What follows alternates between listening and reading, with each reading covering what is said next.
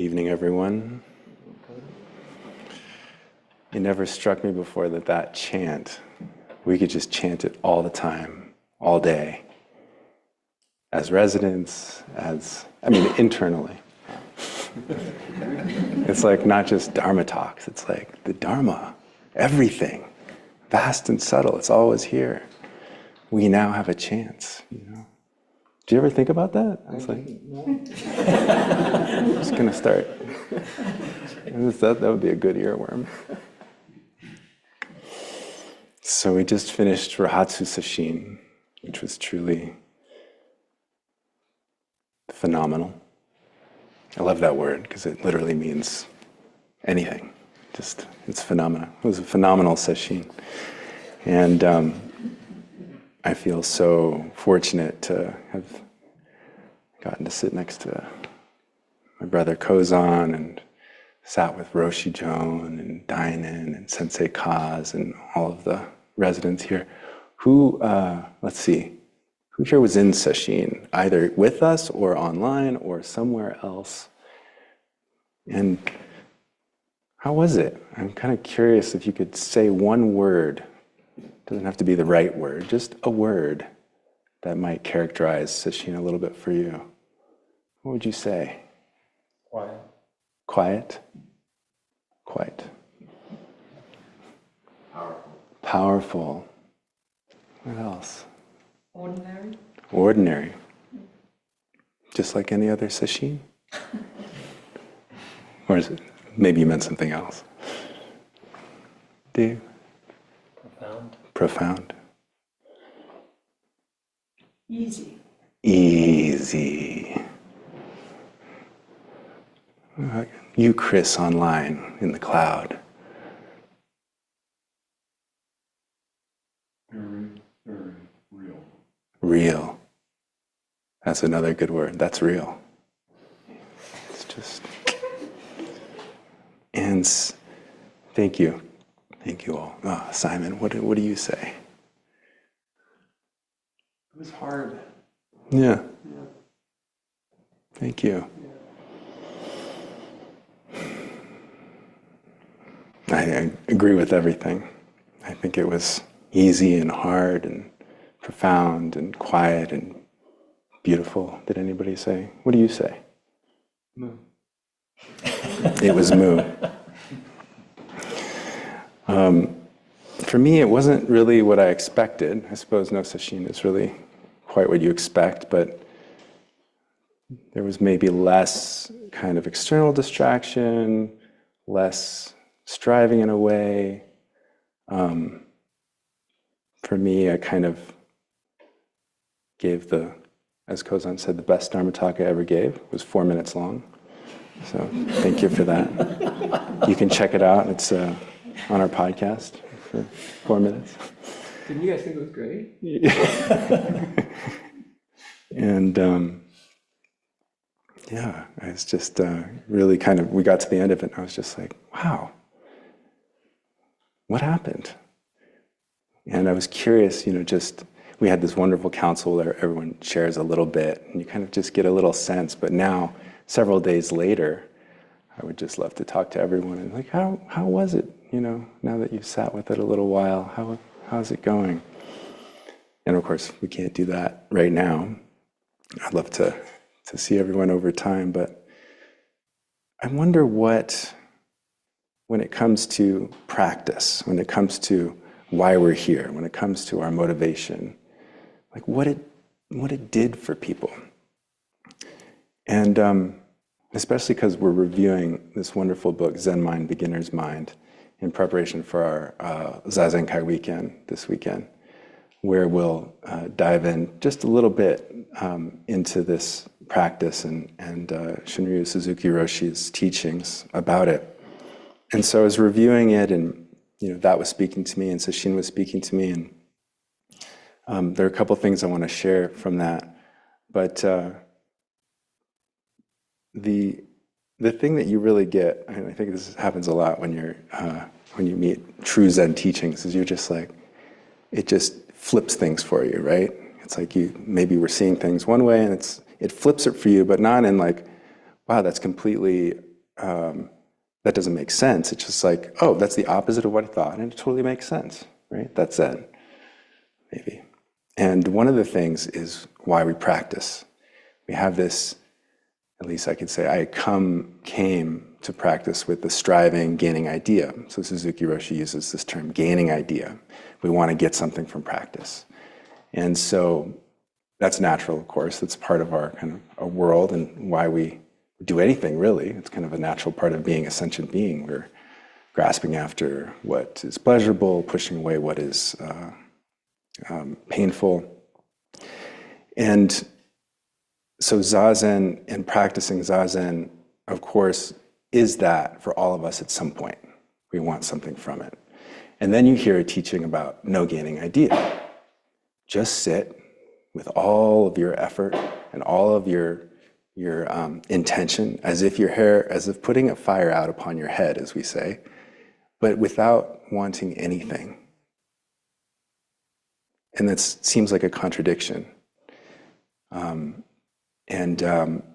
Exploring that, I think I had a number of practice interviews also, so grateful to have had that time with people that explored this seeming contradiction between effort and striving and no gaining idea and giving up attachment to outcome.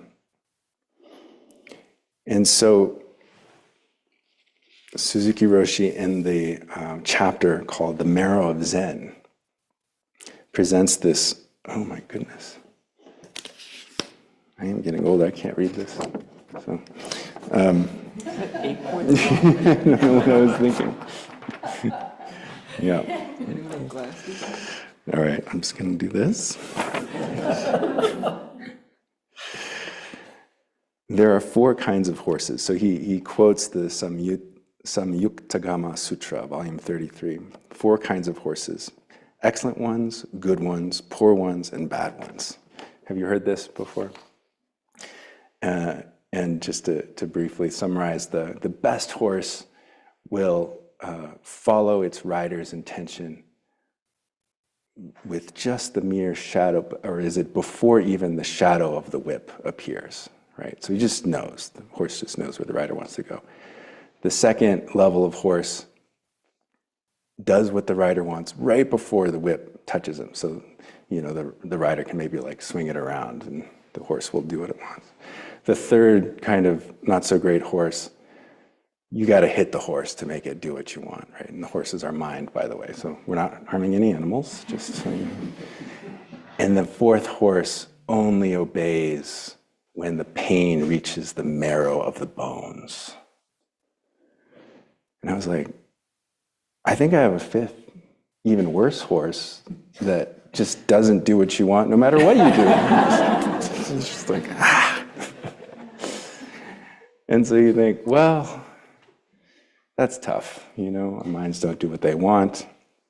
And therefore, I'm not a good meditator. Like, this is the story we tell. And we come with that sense of, as he says, discouragement in our practice when our minds are doing what we think they should be doing on the cushion. Right? Just like, this is how we do anything in life. We want to try and practice. We want to try and get better at something. If we don't, we can judge it. And as Suzuki Roshi says, this is just doesn't work. We have to give up that attachment. In fact, he says, being the fourth kind of horse, or maybe the fifth one, is really the best, because it's in that difficulty where we get the value of practice.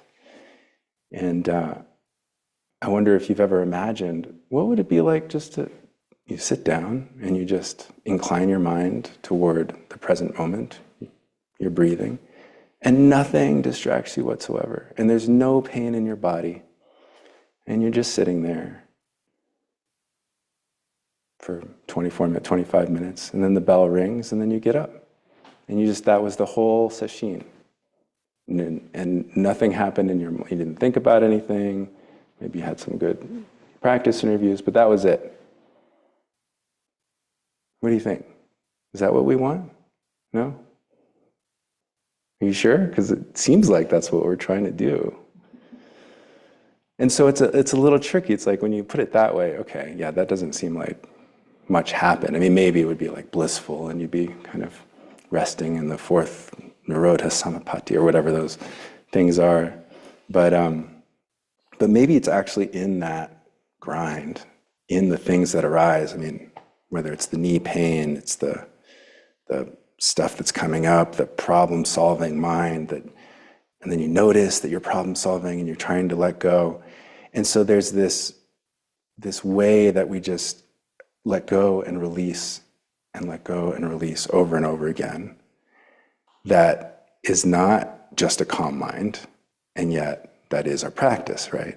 And so how do you judge that? It's like you're really putting forth your effort with your intention to do the practice and let go into it. And it really seems like, as Suzuki says, in your very imperfections, you will find the basis for your firm way-seeking mind. And this is a word, the way-seeking mind, the mind that wants to realize or enjoy your own awakening, as Koz said in his opening talk. This isn't about achieving enlightenment or even realizing some kind of other state of awakening. It's to enjoy the awakening that you already have, that you're already in. You're already a Buddha. So enjoy yourself. It's like, well, this isn't enjoyable. This is pain. Maybe that's it too.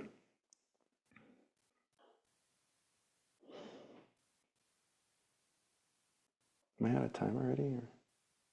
Or? Oh, one time I took up too much time. We thought about it later. So part of the practice too, which I love about sesshin, is just showing up for whatever's in front of you.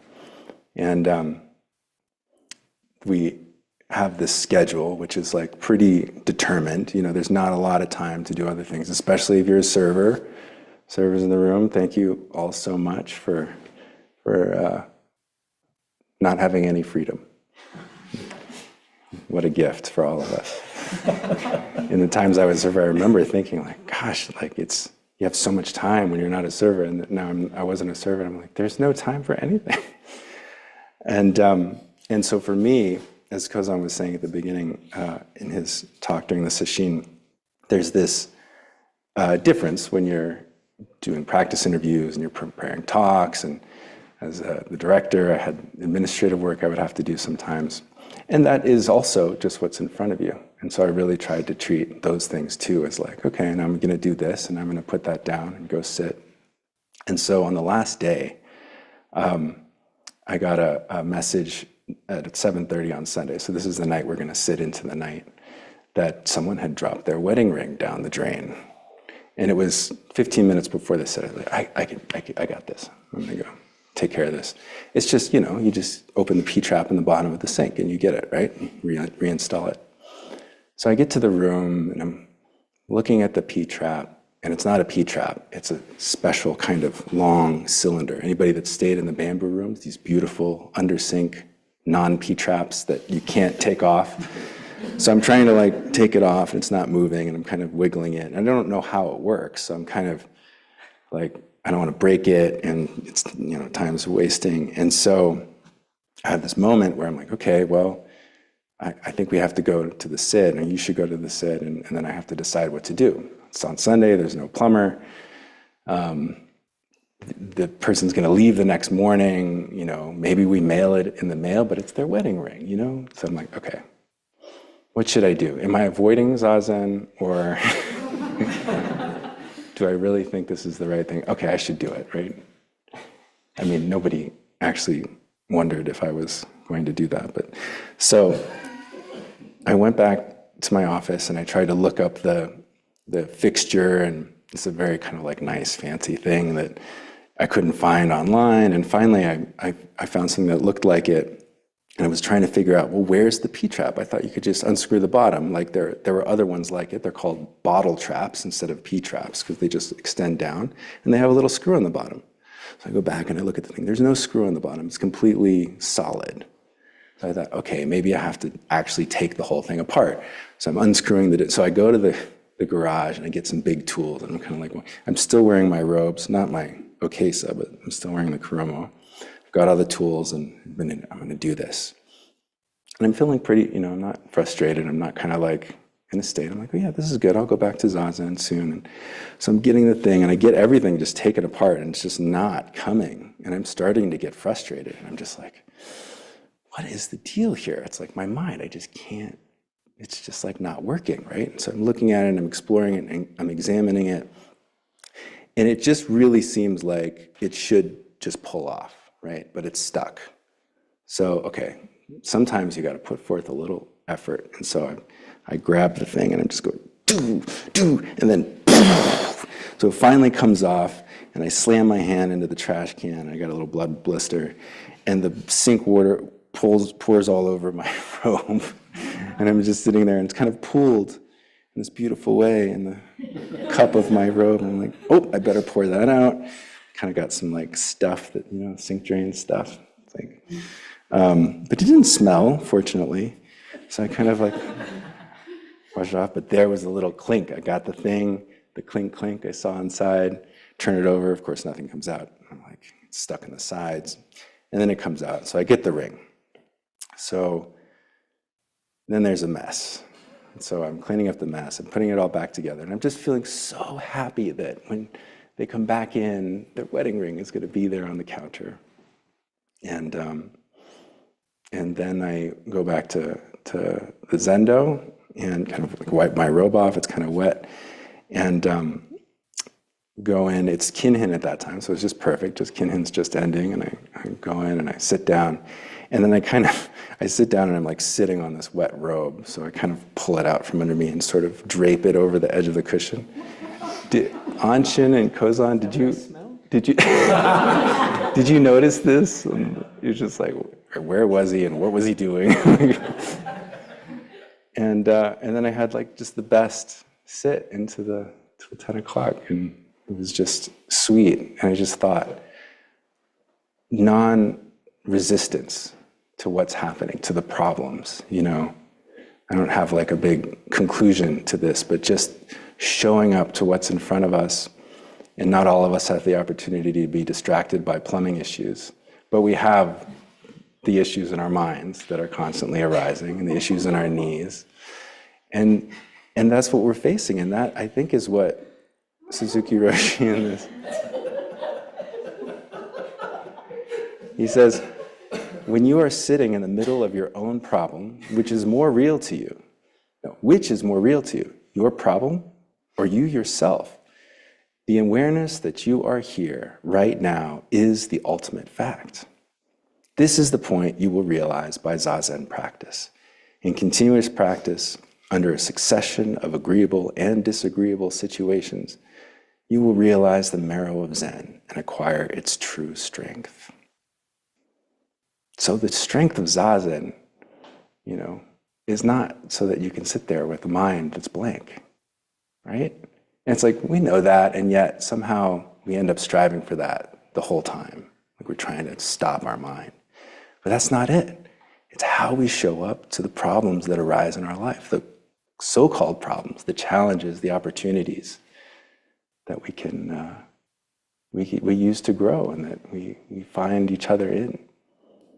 And so I'm just so grateful for that opportunity to practice with you all and to meet the opportunities that arise, and to have discovered the fifth horse in myself. Thank you.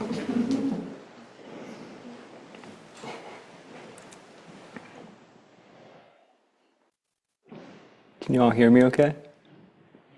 So, thank you, Kodo.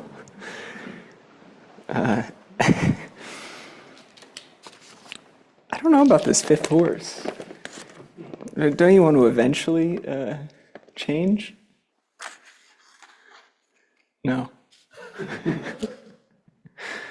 We'll talk about it later. Mo. You're amazing. I will follow Kodo anywhere. And before the talk, I followed him into the sunroom here, which is like a sauna, because it's just hot air being blown into where we were sitting. So we had like a little schwitz before this Dharma talk, and I'm still cooling down. Yeah. So,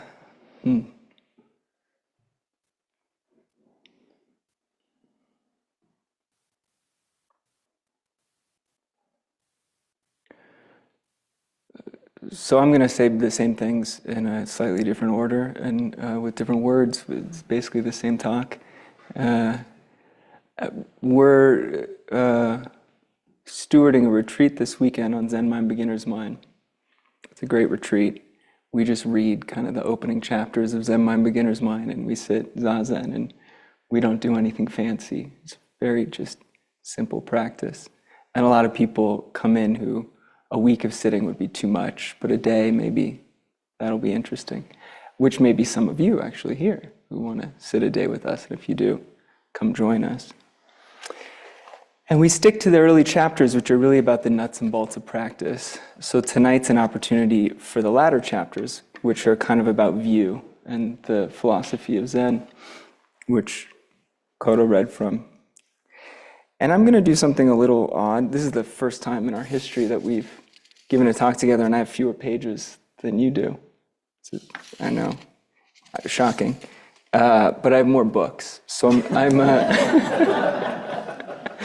It's respectful to bring books. That's what I hear. So I'm just going to read this chapter. It's in the Right Understanding, the third section. And I have some ideas about where we'll go. But it's kind of an open question. What does he mean in this chapter, which is called Beyond Consciousness? And what is its implications for our practice and our understanding of practice? And maybe it's complicated, but maybe it's simple. You know, everything in this final chapter, this final section, anytime we say right view or right understanding, we're always talking about prajnaparamita, right? We're always talking about the understanding of emptiness or non-separateness or oneness. And so this is one of his raps about how to understand that. And it will point us somewhere. So let's see where it points us. So he starts, we should establish our practice where there is no practice or enlightenment. He really gets right to the conundrum of this whole issue.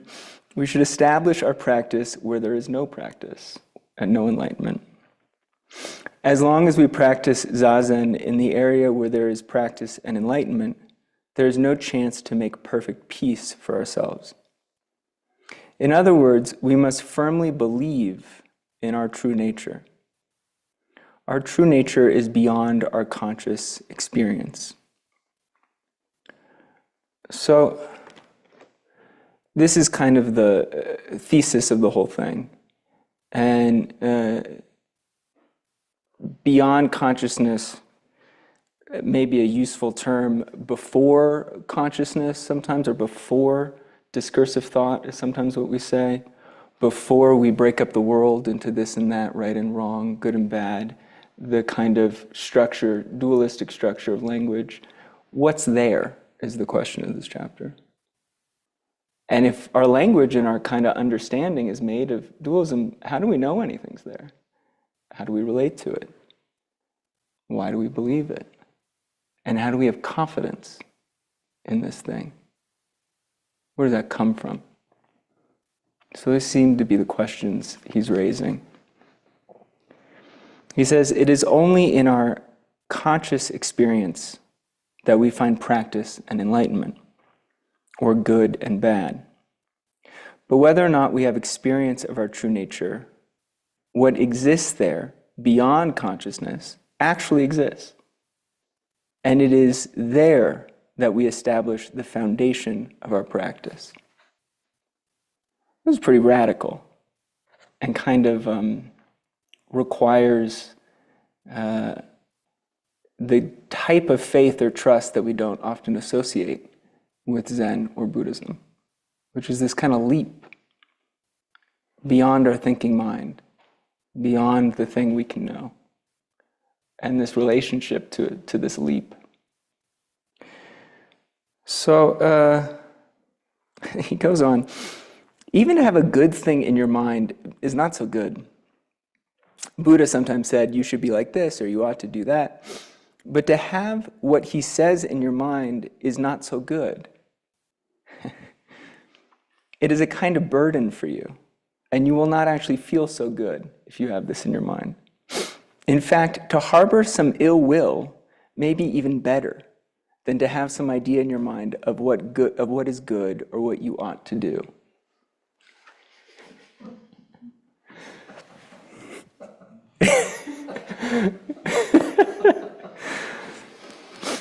I laughed like that when I read it first time too. This is why Zen gets a bad rap, I think. You say things and you think, what are you talking about? But he really means it, and maybe I can say a couple words. Noah already spoke to it. So he's saying to have some kind of ill will, something problematic in your mind, is actually beneficial. And to have some notion of enlightenment or perfect peacefulness or purity in your mind is maybe a problem. And so to say this in slightly different terms than Kodo just did, we sometimes say good karma is bad karma and bad karma is good karma. And what that points to is that good karma or kind of good feelings or everything's going swimmingly, that experience is still a thought. We're having thoughts about, oh, this is nice, or this is easeful, or all things are one. And because there's kind of no friction, things are just blissful, we start to, believe that thought is true. It's real reality. Our experience, which is our kind of subjective reality, no, this is the world as it is. And of course, what comes next is the ditch of attachment. So that's tricky with kind of good karma. And the other thing is, with the ditch of attachment, we start to develop the anxiety that it's going to go away. Well, this is really nice. But it hasn't always been like this. When's it going to disappear? I don't know why it's like this. It might not be like this forever. And this kind of shadow appears. Then the opposite, bad karma is good karma, is this kind of, the sand in the oyster, this kind of irritation that something's off. But when we notice something's off, this can be the pain in our legs when we sit zazen, or it can be a repetitive thought that we're stuck on, a longing or an anger or some sense that things are wrong. When we notice that, then we can drop beneath the story that there's a problem and feel a kind of place in which, oh, even though there's sand in my shoe or in my oyster shell, the world's the world. Things are okay. I'm still okay. There's a kind of remembering that comes about because there's pain. Does that make sense? I'm getting blank stares. What, do you agree? Anyone disagree? Anyone want to give another? There's some agreements. Sounds very Catholic. Ah. Are we just supposed to carry crosses now? It's interesting. Well, maybe. I don't cross to bear.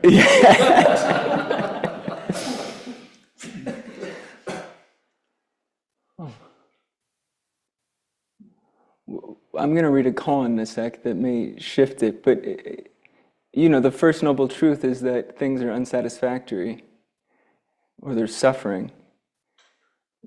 So maybe we don't have to carry an additional cross. The world already kind of gives us crosses here and there.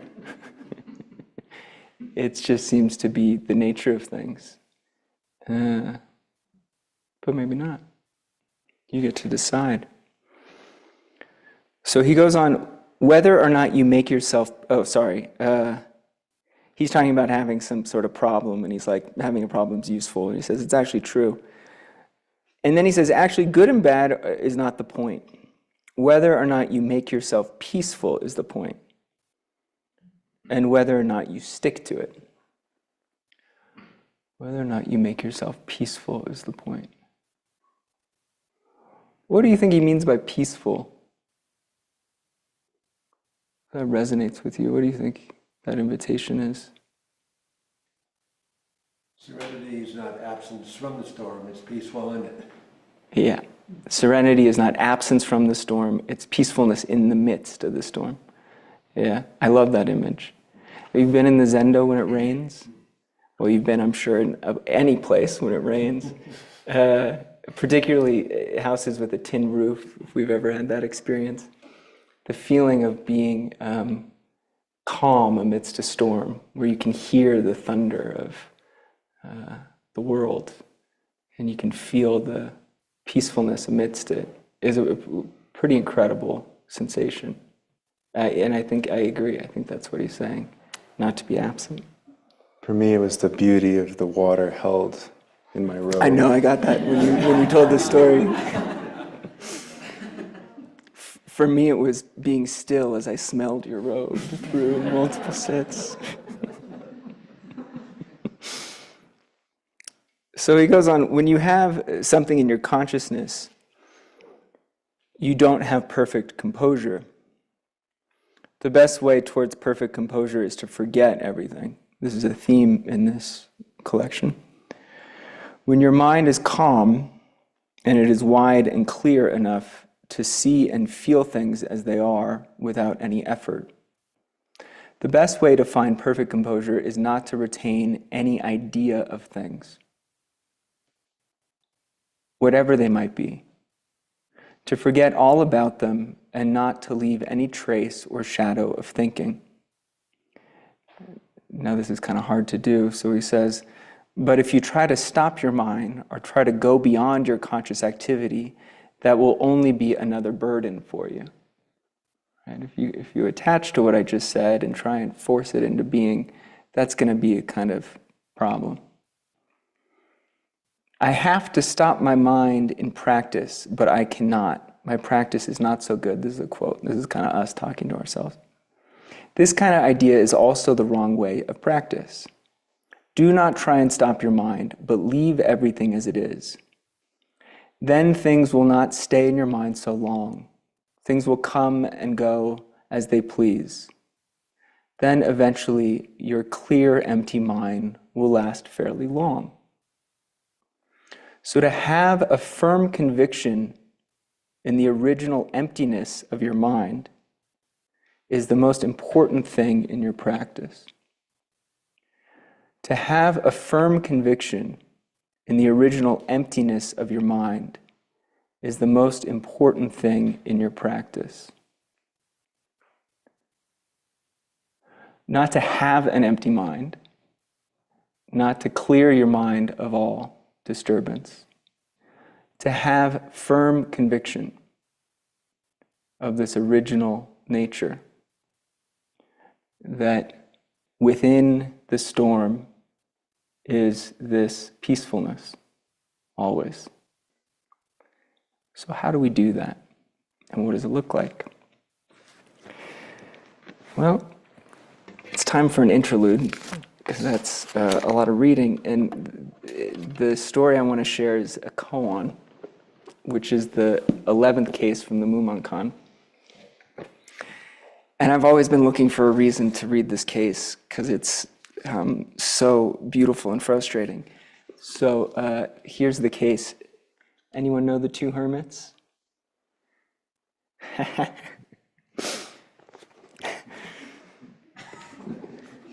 One person does.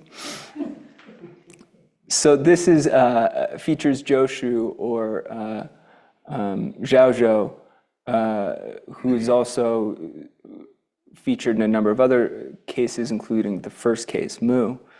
I won't go into his story, but those of you who know Joshu, this is another one of his cases.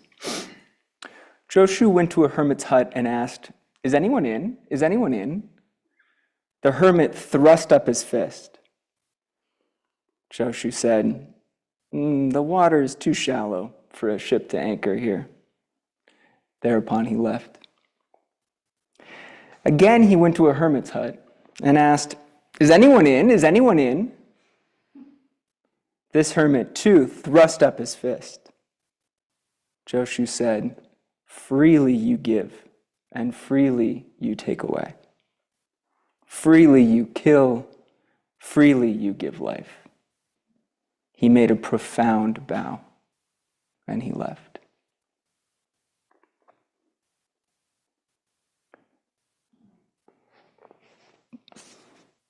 There's a verse that goes with this case.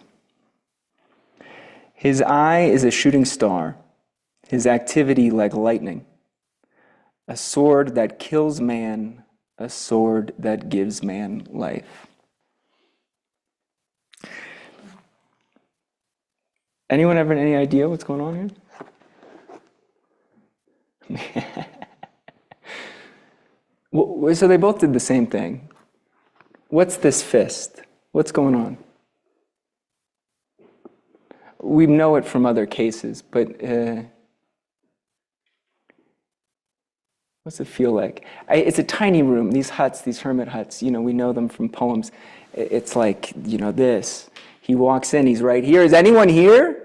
It's very intimate and kind of absurd, but he's clearly not asking, is anyone in the hut? He's asking, are you here?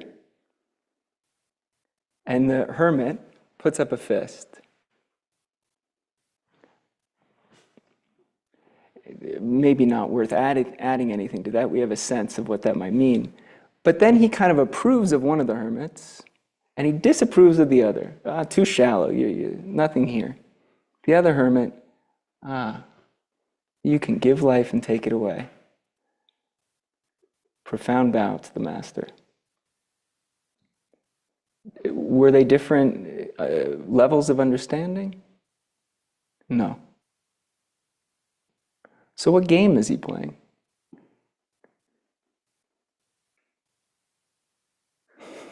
No one wants to take it on. Okay. Well, I don't know exactly, but Mumon gives us a commentary. And in the commentary, he says,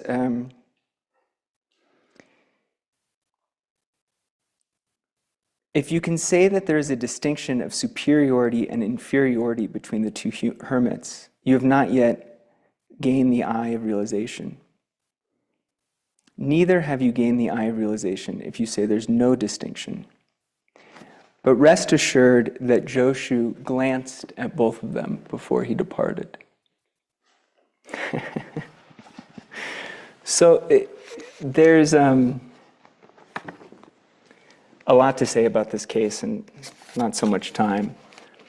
But what I love about it is it's this kind of intimate, somewhat theatrical, intense, nothing held back expression of this deep conviction or confidence in things. He's testing them. If I say there's nothing here, if I push you, are you going to fall over? If I blame you, are you going to melt? And if I praise you, are you going to puff yourself up and use that against the hermit down the road? If I say something, great Joshu that I am, famous throughout the land, are you going to think it's true? You may not believe your own thoughts, but are you going to believe mine? And we don't know. Neither of them responded. They both went back to sweeping the floor of their hermitage. But there's the sense I get of the kind of unwavering confidence of a life of practice from these two hermits, and this kind of joy in seeing each other, Joshu and the hermit, Joshu and the hermit. There's another funny thing here. I guess the Chinese isn't so clear, and we're not sure if it's two hermits or one, and probably doesn't matter. Could be the same guy. Or three, yeah.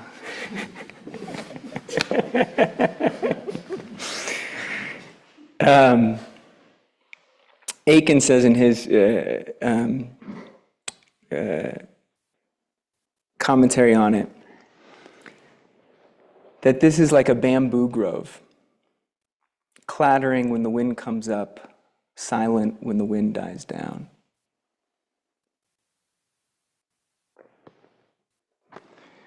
So, back to Zen Mind, Beginner's Mind.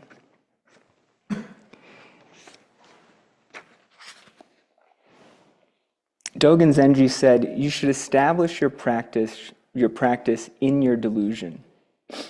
Even though you think you are in delusion, your pure mind is there.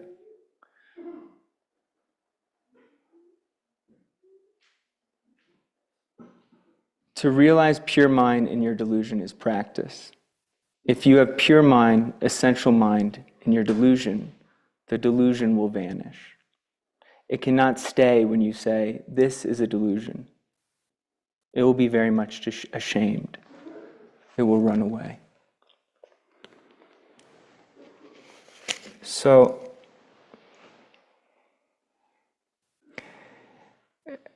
my final kind of thought about this, and I'm still working it out, and curious what you all think about this beyond consciousness. Maybe we can talk over meals. Is this feeling that the bodhisattvas give us. Manjushri on the altar, cutting through delusion with a sword, right in the middle of things, not outside of the world of this and that, but right in it. And Avalokiteshvara with many hands, one to find the wedding ring, one to fix the broken down vehicle, one with some food for someone who's hungry, not outside of the world. But this stillness, this confidence, this serenity, not in their limbs, even Green Tara, about to walk out to help someone, but in their hara, these statues that represent this kind of confidence and serenity while being right in the midst of delusion and suffering. And so we remind ourselves that we're not sweeping away suffering with our practice. We're not finally arriving at some quiescence or purity. We don't seek to escape. But rather we practice meeting the finite world with an infinite self, with this infinite confidence. We wake up, as we say, to nirvana, right in the midst of a world of samsara.